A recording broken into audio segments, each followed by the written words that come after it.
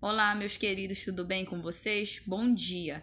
Vamos para mais uma aula de língua portuguesa, tá? Hoje a gente vai fazer uma espécie de revisão da unidade. Todos os conteúdos que a gente viu, é óbvio que eu vou falar de forma muito sucinta, muito objetiva, para que vocês possam relembrar os assuntos que a gente trabalhou ao longo da nossa unidade 10, tá bom? Bom, aqui no início nós tivemos logo contato com a ciência de alguma forma, né? Por quê, professora? Porque aqui a gente começou a trabalhar, a conhecer um pouco do universo científico, né? Das descobertas científicas. E aí a gente chegou no nosso texto de divulgação científica. O texto de divulgação científica, ele é um texto que busca divulgar a ciência, né? Só que de uma forma mais descontraída, com uma linguagem mais acessível. E o objetivo dele, principal, é mostrar justamente os feitos da ciência, as descobertas, né? E é óbvio que, como eu falei para vocês, com estratégias que buscam captar a atenção do leitor para esse tipo de texto. Digamos que isso pode até ser um paradigma ou alguma coisa que a sociedade criou, que quando se fala em ciência, perdão, as pessoas pensam assim: é algo difícil, eu não entendo, tem uma linguagem muito técnica, é voltado para médicos, para cientistas, para as pessoas da área científica. E não, gente, o texto de divulgação científica, ele mostra pra gente que é possível a gente falar sobre ciência de uma forma legal, de uma forma descontraída, de uma forma mais acessível, tá bom? E é justamente isso que ele faz. Um exemplo disso aqui, a gente percebeu no nosso primeiro texto, que ele fala sobre a questão da saúde na era do jogo digital. E aí ele aborda vários temas importantes, vários tópicos importantes sobre esse assunto, né? Ele fala, por exemplo, do perigo real, ele fala da questão que nós temos muitos jovens, né, doentes, digamos assim, não sei se essa seria a palavra mais correta, não vou tratar como doente, mas ele diz que existem jovens com problemas, né? Mas ele também não afirma que esses problemas eles são oriundos do jovem ficar muito tempo diante das telas. Então, de alguma forma, ele mostra, né, de uma forma geral, todos os pontos e discussões desse assunto. Ele mostra, por exemplo, pessoas que falam, né, cientistas, médicos que falam que a questão da exposição muito tempo ao celular acaba causando prejuízos para a sua visão, como também pode desenvolver problemas, questão de ansiedade, depressão, né? Mas não é algo confirmado, ele deixa isso muito evidente no texto dele. Ele fala também que existem outros problemas, né, além disso, né? Então, ele aborda de uma forma muito legal. Se você ler o texto, você conseguiu perceber isso, sobre essa questão, né? Ele mostra os prós, os contras, né?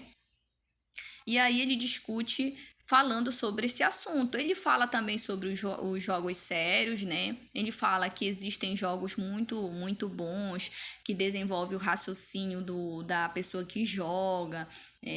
Ele faz toda uma contextualização. Ele diz que os jogos também são muito bons, porque eles desenvolvem a questão da criatividade, do raciocínio, tá bom? E existem jogos aí que já foram comprovados cientificamente que fazem bem para as pessoas, principalmente para idosos, né? Para pessoas que têm alguma dificuldade na questão do esquecimento e tudo mais. Ele faz uma abordagem muito legal. Então, se você não leu esse texto, leia, você vai acabar conhecendo muita coisa sobre essa questão dos jogos digitais, tá bom? Coisas interessantes. Nós fizemos todas essas atividades, professora? Sim, fizemos, tá? Fizemos a correção. Se você não pôde assistir, assista a nossa aula, tá gravada. E depois a gente foi avançando, né? E fomos para orações subordinadas adverbiais. As orações subordinadas, como vocês sabem, elas são orações que não têm sentido completo, elas necessitam uma das outras, porque o sentido delas não é completo, tá bem? E aí a gente viu que a oração subordinada adverbial, ela exerce nada mais, nada menos do que a função de adivinha? Adjunto adverbial, dentro da oração, tá bom? E esse adjunto adverbial, ele estabelece relações de sentido, né? Então, ele expressa aí circunstância, por exemplo, de finalidade, de lugar, de tempo, de intensidade, de causa, de comparação. Então, vai depender da oração subordinada, vai depender aí para a gente verificar, para a gente, como eu posso dizer para vocês, para a gente analisar e ver qual é o sentido, qual é a circunstância que essa oração subordinada ela está expressando, tá bem? É importante a gente dizer também que essas orações subordinadas adverbiais, elas são ligadas às orações principais por meio de conjunções ou locuções conjuntivas, tá bom?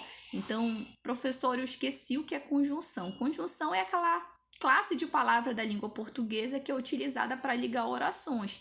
Então, dependendo da conjunção ou da locução conjuntiva, ela pode expressar essa circunstância da oração subordinada adverbial, que pode ser uma circunstância de tempo, pode ser uma circunstância também de lugar, de intensidade, de causa, de comparação, de consequência, tá bom? E aí avançamos aqui para as orações subordinadas adverbiais temporais, as finais e as causais, que a gente viu, né? Que elas expressam ideias de tempo, de finalidade, de causa. E por último, a gente avançou também, nós vimos as reduzidas, tá? As orações adverbiais reduzidas. Como assim, professora? Reduzida tem reduzida e desenvolvida? Sim. As orações adverbiais reduzidas, o verbo, ele vem conjugado em uma das três formas nominais, né? Pode ser no infinitivo, no gerúndio e no particípio, perdão.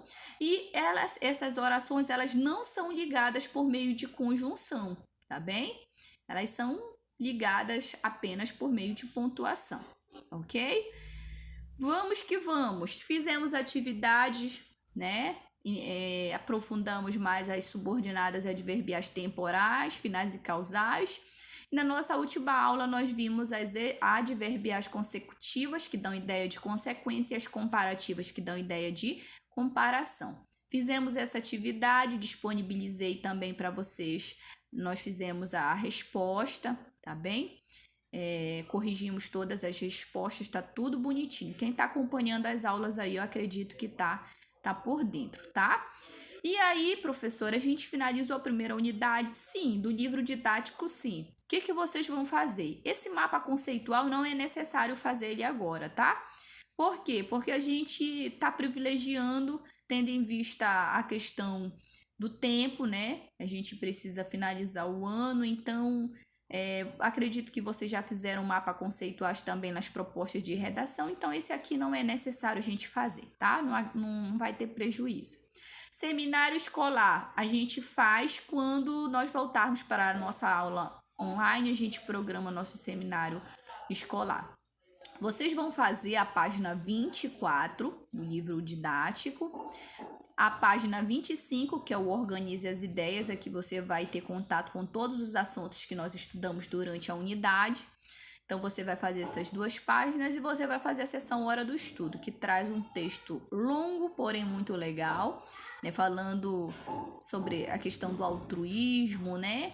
E muito interessante. Leia com paciência que você vai gostar. E ele só traz uma página para todo esse texto de atividade. Então, você vai fazer a página 28, 25 e uma parte da 24 do livro didático. Só isso, professora? Não.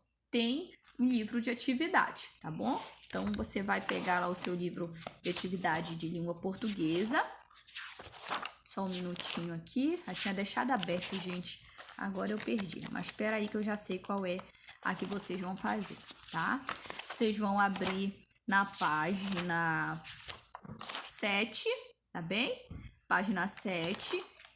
E vão fazer da página 7 até a página 11. Na próxima aula de língua portuguesa eu vou fazer a correção dessas atividades. Mas faça, porque aí você vê o que é que você acertou, o que é que você errou, o que é que você precisa melhorar, tá bem? Então, gente, é isso. Eu espero que vocês estejam bem. Qualquer dúvida, mandem mensagem. E vamos finalizar a primeira unidade, tá? Na próxima aula, perdão, depois da correção das atividades, acredito que já nas aulas online, quando vão voltar segunda-feira que vem, a gente já entre na nossa unidade 11, que vai falar sobre Código de Defesa do Consumidor, algo muito legal, gente. Principalmente em tempos de pandemia, a gente precisa conhecer o Código de Defesa do Consumidor, né? Tendo em vista tudo que os preços absurdos, né? Então é necessário a gente, enquanto consumidor, conhecer os nossos direitos. Mas não se preocupem que isso é só a partir de quando a gente finalizar todas essas correções aqui dessas atividades que eu solicitei para vocês, tá bem? Fiquem com Deus. Qualquer dúvida, mandem mensagem na hora da atividade, tá? Se tiverem com dificuldade, mandem mensagem que eu ajudo vocês. Beijos, meus amores. Tchau, tchau.